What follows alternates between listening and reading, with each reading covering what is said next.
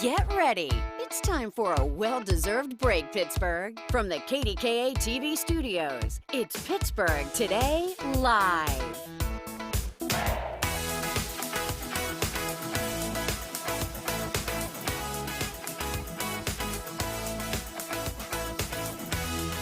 It is Friday, everybody. We have made it to Friday, and Mikey Hood is joining us. Yeah, it felt like Friday yesterday, but today's the real Friday. I know. Yeah. I was ready to stay home today. And then I realized, oh, there's one more day to do. Yeah, good. Well, something interesting. There's been a lot of talk about a dead guy. Well, a guy who's been playing dead on TikTok. Have you heard about him? So he's been posting there, and he's been playing dead, I think, in a creek, right? Oh, yeah. There's so under many a dining pictures room of him. table. Yeah. So, yeah. So this is kind of what he's perfected. Along the Hollywood Walk of Fame, he's just lying there perfectly still. His name is Josh Nally, and you can follow him on TikTok. Well, he is getting noticed. In fact, he has gotten so good at playing dead, he has gotten his big break. And this is why we're telling you about this guy. So he caught the attention of the folks at CBS. He was actually in an episode of CSI Vegas last night. Maybe you saw it right here on KDKA. And of course, he got to play a dead guy. Yes, a body in a morgue. And so this is video that CBS sent us of them making him up. So that, this is the special effects room, and they were able to, make him look as though he was the victim of something sinister. Well, I'm just glad that they showed his face because, he took so much time to perfect this craft, however you do that. Right. And if you didn't, if he was face down, no good. That would totally, yeah. So he has like a scar on his chest. Yeah. And so anyway, now let's show you the actual episode, what you saw of this guy and his dream really coming true here on the look at this. So they show his face very plainly there, and he's very good at playing dead. And this is another guy playing dead. Yeah, well, I guess he doesn't get to speak because he's supposed to be dead, right? Well, yeah. See, that's the one downfall. Like, he does not have a speaking role. But you know what? And I was thinking, to do it well, your chest probably should not be going up and down. So I don't know, are you holding your breath during that? I think that there's a real skill to playing dead because, you're not supposed to move. You can't you can't blink. You can't. See, this is what would happen to me. I would be they'd be doing their scene, and then I'd be, oh, my eye's so itchy. And then it'd be like, oh, quit moving, dead guy. You know what it reminds me of? On Monday for Halloween, Mr. Body. He was supposed to be dead, but then he was coming back to life. Yeah, well, he was checking his Instagram. He was dancing. People are still talking about his dance moves. Our associate producer, Teddy, on Monday. So anyway, we just wanted to share with you because it kind of proves that, if you stick with it, your dream too can come true. Yeah, I said my fiance, he is an actor, and he was in one of his training classes last night via Zoom. Yeah. And I was listening in, and I tell you, they were not teaching this, how to be dead. This was not a skill that they were learning. Well, there's probably not a lot of jobs. I don't know. Maybe there are a lot of jobs. You think about all the murder mystery things that are made. He found it that's real niche. interesting. Yeah, good for him. All right, keep your eye out for him. Well, you may have noticed here on our table today, we're ready to play a game. And you know what? And you're in for it because we're going to play Monopoly, and that can go on 4 or 5 hours. It sure can, especially in my family. Really? It's really competitive, yeah. Oh, that's because you want to get all of the the good, the boardwalk and the see, park that's place. what I think. Once they get the good spots, then the game is sort of decided so often. Well, it just it if depends one on person your gets strategy. the best two. Anyway, so this is a special Pittsburgh version of Monopoly. So instead of Boardwalk and Park Place, you can buy Point State Park in Mount Washington. And so we mentioned this on the news the other day, but we had a chance to get it in person right now so that we can play this. And what I love about it is that they asked Pittsburghers, what do you want as each of these squares? Millie's, Eaton Millie's, Park. yeah. Duquesne Incline, the Lamont Restaurant, Benedum Center. KDKA, by the way, not on here. What happened? I don't understand. Yeah, PTL should be. But, I'm just glad that they didn't because, what's this side? When you pass go and you collect $200, I mean, for a Pittsburgh thing, it should be, you should collect I don't know, 2 pierogies maybe. I don't know. I like that. But yeah. this property over here, like I'm glad they didn't do neighborhoods because you don't want to be on this side because they were the like cheaper properties. Oh, that's true. Yeah, that's true. Who did they put over on that side? Well, they put, Carnegie Science Center. Oh, boy. All right. No. The Carnegie Science Center is illustrious. They are. But I do like how they reinvented this because, like, the community chest card, one of them says, you have improved yourself by going to the University of Pittsburgh, collect $200. Hey, I didn't get $200. That's my alma mater. You I don't know paid if I've been several improved. $200. Yes, several. I mean, I guess I have been improved. Of course you have, yeah. I think my $200. I love this, This though. is fun. So they debuted this earlier in the week, and I kind of think, you know, this is kind of the perfect gift for someone who's moved away from Pittsburgh, too. Because everybody who moves away from Pittsburgh, don't move away from Pittsburgh. No, bad idea. You're going to long for coming back, and you're going to want all this kind of paraphernalia because you're going to miss Pittsburgh. So just stay here with us. Don't move away. But I love the game. I think it's fantastic. You can get them at Eaton Parks, among other places. Perfect Christmas gift. Yeah. idea. Now you're thinking. Yeah. Buy one for everyone. I love those kind of gifts where it makes it easy for me. You just want it easy. Everybody's It's getting all this. about you, David. Oh, it's like, No, it's no, okay. now you're making me feel it's bad. okay. All right, so here's some fun news. How about this? We've all been saying Adele's name wrong. I don't know if I can change this now. It's too ingrained. It's very ingrained. Yeah. So most of us pronounce it as Adele. Yeah. The singer has recently said it's actually Adele. No, it's too late, Adele. I think so too. Yeah. So this was like during a Q&A session over her new music video, actually, the song "I Drink Wine." Maybe she had too much wine and she doesn't even know. I don't know what to think of this because you know, my thing about it is that she's been on TV so many times. She should have said something a long time ago. Well, here's the thing.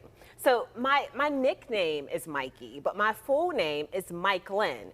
Right. No one ever pronounces that right. So Mikey's the much safer bet. So Mike Lynn is my dad's name and my mom's name combined together. Right, So, which I love that. I love the explanation. But you of your get name. to a point where you just stop correcting people because By it's the just way, like, it's Michelin, sure. You know, and It's by fine. the way, I met someone recently who knew you, and she said, "Oh, you work with my friend Michelle." And I was like, Michelle. Who?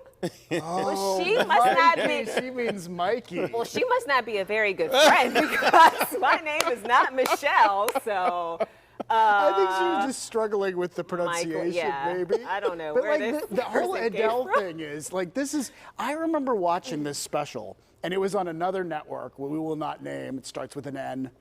With a B and a C. Okay. And anyhow, the whole show was like an evening with Adele. Mm-hmm. She should have spoken up at some point and said, "Excuse me, like you're saying my name wrong." You have it easy. Ron has it. I mean, you guys have just very simple, classic, strong names. We do. It's it's hard when people Okay, can't so pronounce maybe your I name. don't understand. Maybe you understand her, Yeah, a where little bit. she's coming from a little bit better. But anyway, Adele, apparently. Adele. All right, we want to share one more thing with you that we just thought was funny. So squirrels can cause trouble. And I've talked about Felix, yes. the squirrel on our back porch. Take a look at what happened in Greensburg. So this is a car owned by the Sisters of Charity in Greensburg. They took their car to the mechanic because I guess it wasn't running very well. And look at what they found inside.